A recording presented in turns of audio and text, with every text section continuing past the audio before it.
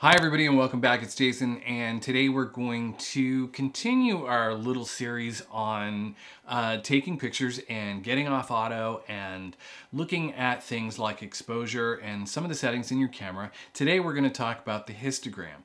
The histogram is the little squiggly line that you see. It comes up as a graph on the back of your camera when you take a picture. And when you're reviewing your pictures, and you've got this little graph that comes up on the back of your picture. Now, a lot of you, when you first start using your camera, you don't know what that actually all means. And today I'm going to help and try and explain what that means a little bit.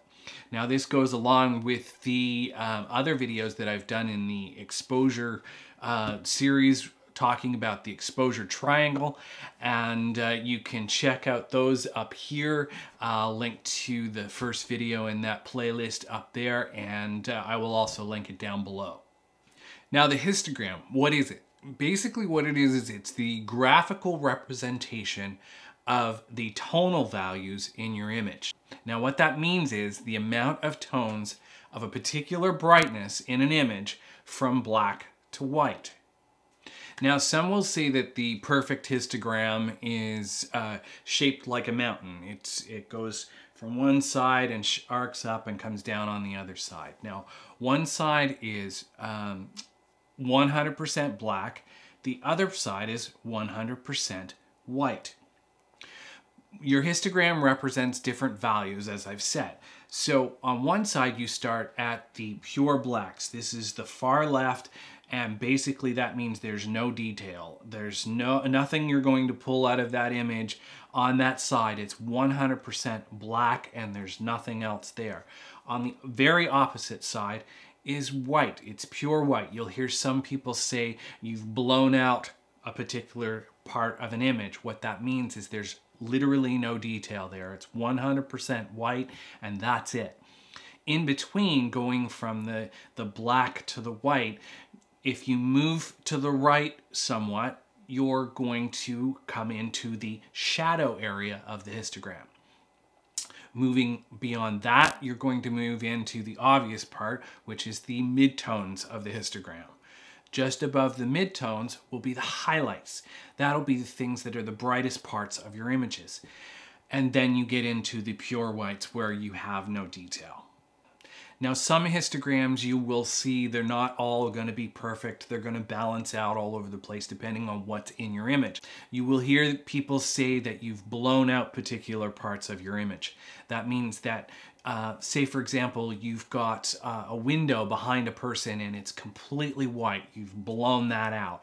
Basically, on your histogram, what you're going to see is you're going to see a spike on the right-hand side, and it's going to be touching the very far side. Now, there's no such thing as a perfect histogram. It all depends on what's in your image and the exposure that you've set that at. So you may have something that is actually black in your image. Well, that's going to come to the darker side of your histogram. And you may see a U in your histogram where you go from left to right, it's black, and then it comes up, and then it goes back down, and then it comes into the midtones where the rest of your image may live. So it's not always going to be a perfect arc. There may be differences in your histogram. Wow.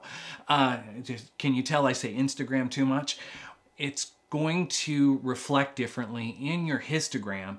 So basically what it does is it gives you the ability to look at your histogram and see if you're actually sacrificing anything in the dark end or in the bright end, and if you're actually blowing anything out.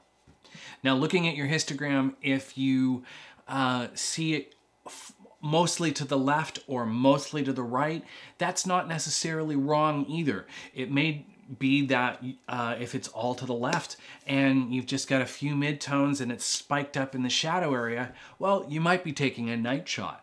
Or if it's a lot on the right-hand side, you may be taking a picture where you're actually facing the sun and you've got a lot of haze. You're at the beach and maybe the sun's setting, and the majority of the picture is actually bright and white and shaping away from that side towards the midtones. That's not necessarily wrong either. This just helps give you an idea of what the image will look like based on the histogram once you get it back on the computer. Now, some histograms on your camera or in Lightroom or Photoshop, wherever you're looking at the histogram, they may be in red, green, and blue. They may just be in a solid block. It depends on how you're looking at it. The solid block, in most cases, if people are reflecting it that way, it's just a luminosity view of what's bright and what's dark in the image. And that will just either be gray or white, whatever your particular device that you're looking at it on reflects that in. Now, if you're looking at it in red, green, and blue, well, you may see different spikes of red, greens, blues, and some of it will actually come out in gray. The gray reflects where there's a balance of all three of those colors. You will also see some other colors. You'll see the cyans and the magentas and things like that. Those are where you're just getting a mix of one or two of the other colors. So that's what that difference reflects when you're looking at all those different images. So that just gives you an idea of what you're looking at if you're seeing red, green, blue, magenta, gray all over your histogram. Most modern cameras have the ability to view the histogram.